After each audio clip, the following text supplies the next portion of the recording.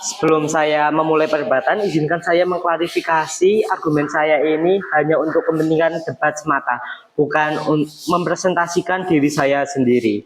Saya akan memulai perdebatan saya dalam waktu 3, 2, 1. Dewan juri, tim pro datang dalam perdebatan kali ini dengan membawa romantisme dan idealisme yang utopatis.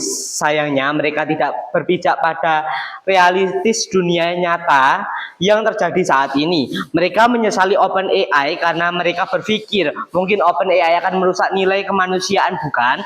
Namun Dewan Juri, izinkan saya mengajukan pertanyaan yang jujur dan objektif. Apakah inovasi teknologi besar dapat diciptakan hanya dengan modal niat dan sukarelawan saja? Tentunya kan tidak, Dewan Juri. Mari kita lihat status quo saat ini, Dewan Juri. AI merupakan industri yang padat modal. AI itu tidak diciptakan dari niat saja. AI diciptakan dengan membutuhkan daya komputasi yang masif, infrastruktur yang harganya tidak sedikit, Dewan Juri, pasokan energi hingga ilmuwan-ilmuwan dunia. Oleh karena itu, saya menolak penyesalan OpenAI. Kami menyatakan dengan tegas transisi OpenAI menuju orientasi profit bertanggung jawab dan cara agar misi mereka tetap hidup. Berdasarkan salindia informasi MOSI, Dewan Juri, OpenAI menjadi perusahaan non-tradisional kapitalis yang memaksimalkan keuntungan saham, bukan? OpenAI bertransisi menjadi Public Benefit Corporation atau PBC.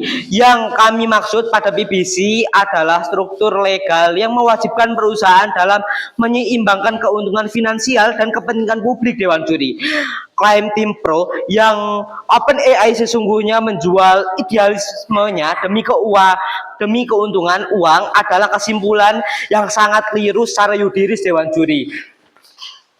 Sebelum masuk ke argumen saya, Dewan Juri, saya akan menyanggah pernyataan dari tim pro. Saya akan menambah 2 poin argumentasi dari tim pro. Poin yang pertama, tentang kekhawatiran mereka terhadap keserakahan, dan poin yang kedua, tim pro selalu mendewakan COVID profit tahun 2019.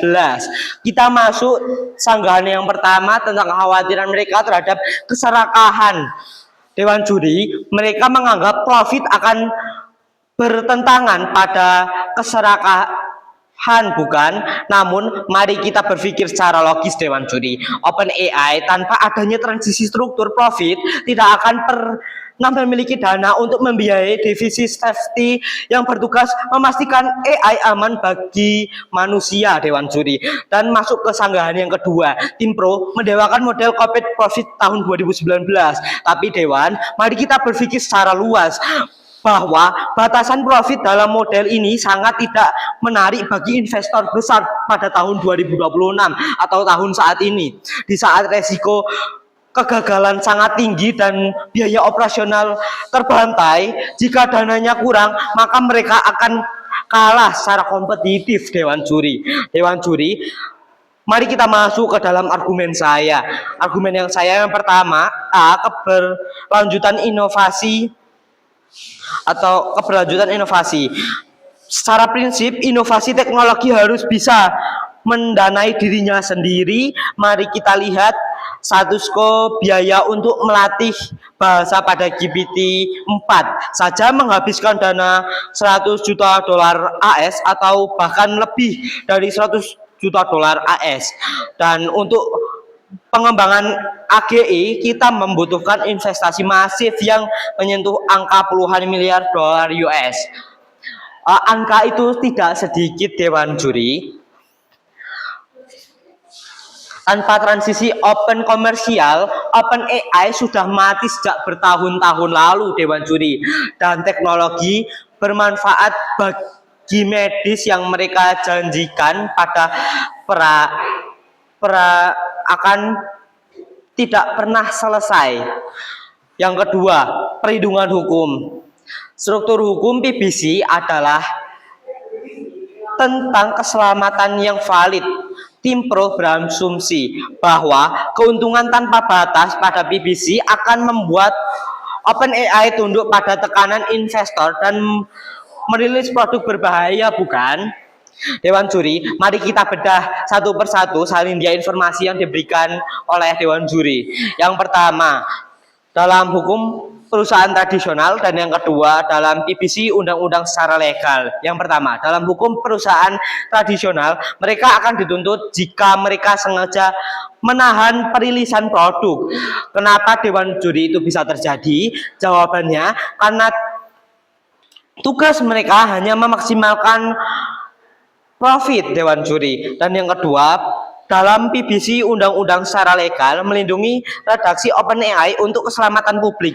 Artinya apa, Dewan juri? Jika perusahaan raksasa tidak berkomitmen pada struktur hukum PBC, mereka mendesak OpenAI merilis AGI yang belum aman hukum, memberikan hak mutlak bagi redaksi untuk berkata tidak tanpa takut dituntut oleh pasar. Jadi kesimpulannya, Dewan juri, PBC justru memberikan OpenAI rem penyelamat yang memiliki kekuatan hukum meningkat. Bukankah hal tersebut lebih aman, Dewan juri? Dewan juri menyesali transisi OpenAI menuju perusahaan profit adalah tindakan yang sangat berakibat fatal pada akhirnya. Demikian, bangga di tim kontra.